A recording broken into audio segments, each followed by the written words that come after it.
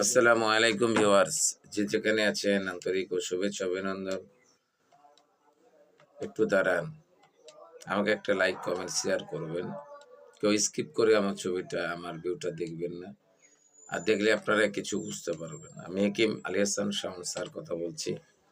যারা কঠিন জনরোগে আক্রান্ত হয়ে পড়ে আছেন, আমি আপনাদেরকে একটা সাজেস্ট করে দিই, একটা টিপস দিয়ে দিই। আপনারা পারলে আলকোষের বিচি ভিজিয়ে, দুধের ভিতরে ভিজিয়ে ওটাকে পাউডার করে চূর্ণ করে মধু দিয়ে আহার করবেন প্রতিদিন ৪ চামচে ১ চামচ করে। তাহলে ওটা শোধন হয়ে গেল।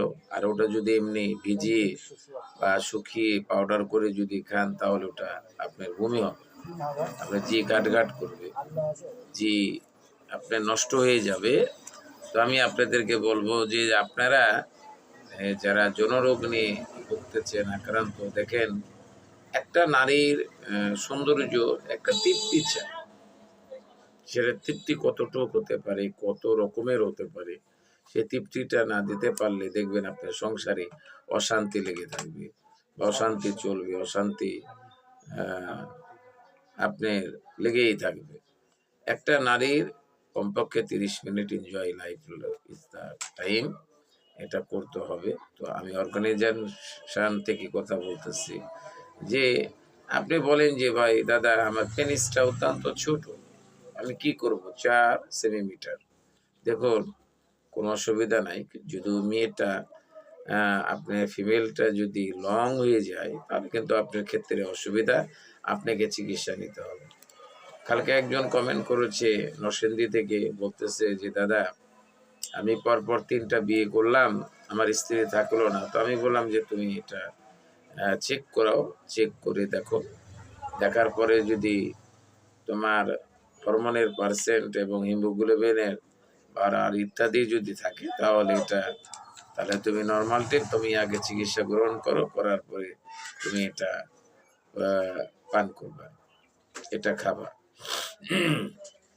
আর এই যে মাহে রমজান সম্পর্কে যেটা আলোচনা করি, যেটা কথা বলি, যারা মাহে রমজান এই যে গ্যাস ফর্ম করে পায়খানাটা কষা হয়ে যায়, আপনারা পর্যাপ্ত পরিমাণে পানি খাবেন, শরীর টাইমে পর্যাপ্ত পরিমাণে পানি খাবেন। আর তরল জাতীয় জিনিস খাবেন। যখন ইফতার নিয়ে বসবেন, তরল জাতীয় জিনিস নিয়ে আপনারা খাবেন। আপনারা দেখে যে পেঁয়াজি, বড়া, বেগিনি, মানে যা আছে আল্লাহর দুনিয়াতে, কেন আল্লাহ তো এই মাসে বলেছে যে যা খাবে কোনো হিসাব নেই, কিন্তু হিসাবের ভিতরে তো আবার তো অহিসাবই হয়ে যায়। তো আমি আপনাদেরকে বলবো যে হিসাবটা না করে আপনারা সুন্দর করে হেকিম আলী হাসান শাওন স্যারের কথা শুনে যদি আপনারা পারেন তাহলে আপনারা তরল জাতীয় জিনিস খাবেন অবশ্যই। আর বিশেষ করে বলবো যারা ওর স্যালাইন, টেস্টিস স্যালাইন নেন, এটা কিন্তু নিয়েন না দাদা। এটা নিলে আপনার পায়খানা কষা হয়ে যাবে। কেন ওটা তো আমরা তো যাদের ডায়রিয়া হয়, যাদের প্রেশার লো হয়ে যায়, তাদের জন্য আমরা এটা দিই। কিন্তু আপনারা এই যে ওর স্যালাইন নিয়ে স্যালাইন ইয়ে করে খান।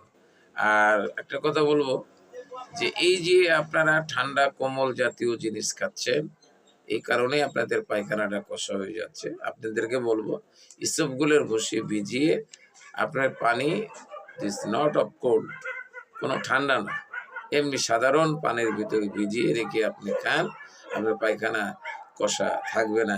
ইনশাল্লাহ আপনার রোজাটা খুব ভালো মতো চলে যাবে। রোজা নিয়ে আপনাদের সামনে কথাটা বললাম।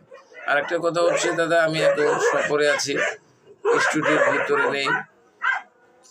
তো স্টুডিওর ভিতরে যদি আমি এই আর কয়েকদিন পরে থেকে পাবেন, স্টুডিওর ভিতর থেকে পাবেন, আমি বাইরে থেকে কথা বলি।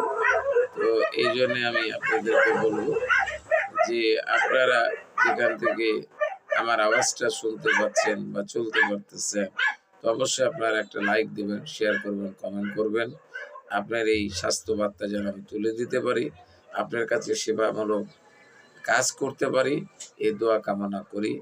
এবং আপনারা যদি লাইক করেন, আমি সার্টিফাই হই, আমি অনুরাগ আমার জাগে যে আমি একটা ভিডিও বানাই, একটা ইয়ে করি। দেখেন, একটা ভিডিও বানাইতে অনেক কঠিন হয়ে যায়। আমি আপনাদেরকে বলবো যে আমাকে একটা লাইক, একটা শেয়ার করবেন। দেখি লটারির খেলা, ওই যে লেগে গেলে ভাগ্যর চাকা ঘুরে যায়। তো আমি কিন্তু আপনাদের মতন তো দাদা ভালো একটা ক্রিয়েটর নয়, আমি একটা ছোট সাধারণ ক্রিয়েটর। তো আমরা সাধারণ একজন ছোটকে হ্যাঁ তুলে দিতে আমরা চাবো, আমাদের ভিতরে একটা অহংকার সৃষ্টি করে, কালি সৃষ্টি করে, এটা আমি করব না। তো আসসালামু আলাইকুম, আল্লাহ হাফেজ।